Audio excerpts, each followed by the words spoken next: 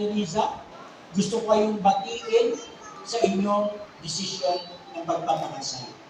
So, bago natin simulan, kaya mo bang sabihin sa ating kalagitnaan ang dahilan kung bakit mo pakakasalan o pinakasalan si Riza?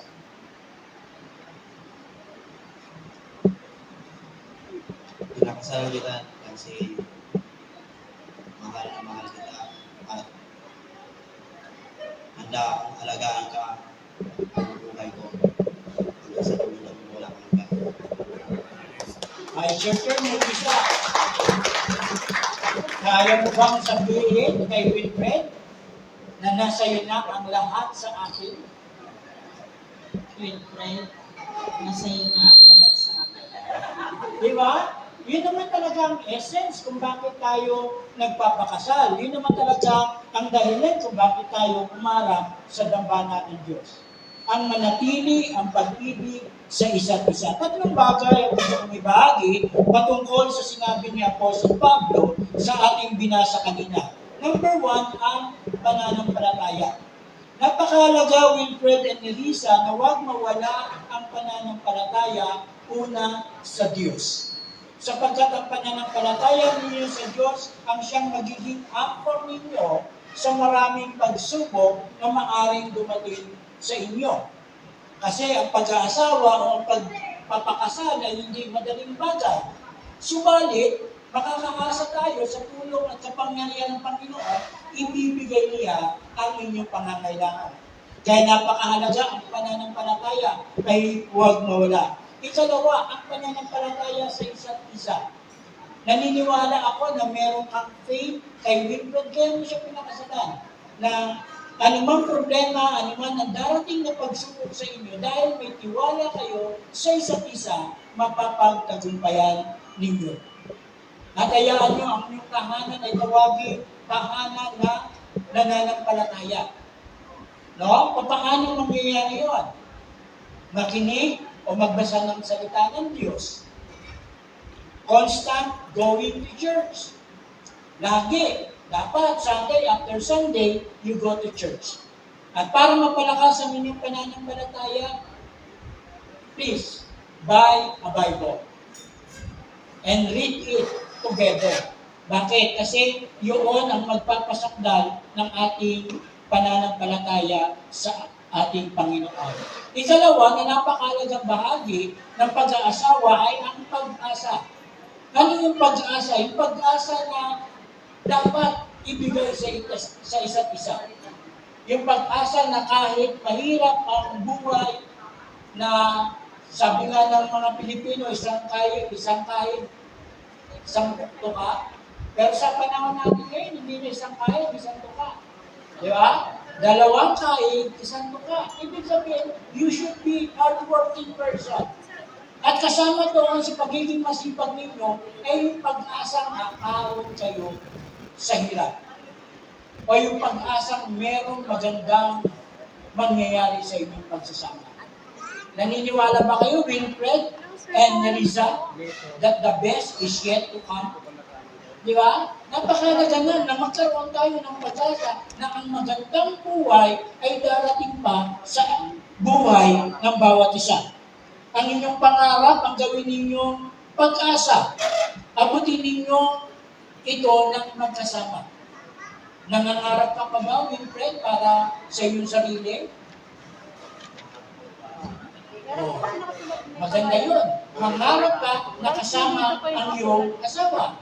No? But Elisa, dapat sa kanyang pangarap, suportahan mo. Huwag mo siyang i-hinder sa mga gusto niyang gawin, lalo para sa pamilya. And lastly, na napakahalagang bagay sa pag-aasawa ay ang pag-ibig. Ang pag-ibig ay hindi dapat mawala.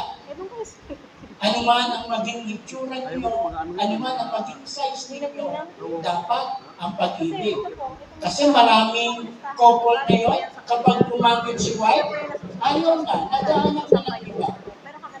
May mga ilan naman na tumaba lang si mister, naghanap na ng iba. No? Hayaan nyo ang pag-ibig ay huwag mawala sa inyo, kundi araw-araw araw-araw, minuminuto ng inyong buhay, dapat ang pagmamahal ay namamalagi sa inyo. Kasama roon, ang pag-ibig ay dapat ang inyong pagmamahalan ay lagi ipinararamdam. Ipinapakita.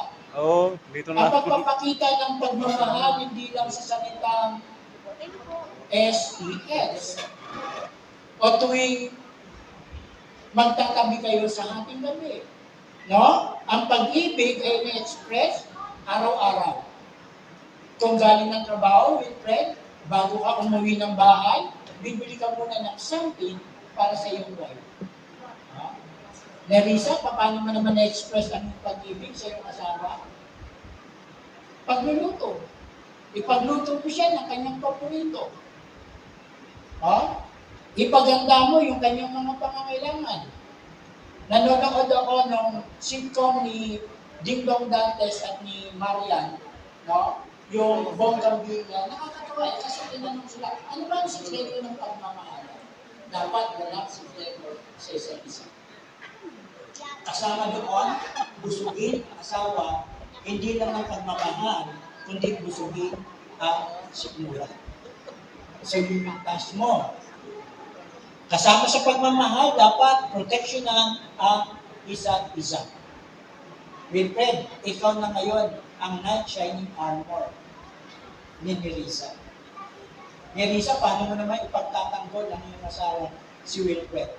Pag may dumating na Marites, Marisol, sorry kung may pangalang, pero ang sinasabi ko po, yung negatibong tao na walang ginawa kundi mangsusot, maghanap ng kamalian, sensitisan.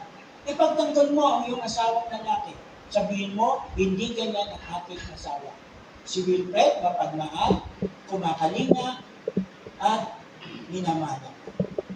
Sa pamagitan nun, makikita ninyo na ang iyong pag-ibig ay tatagal at kahit anong pagsubok ang dumating. Sabi ng isang quotation, kapag natagpuan mo na ang pag-ibig, huwag mo na itong hayaang mawala.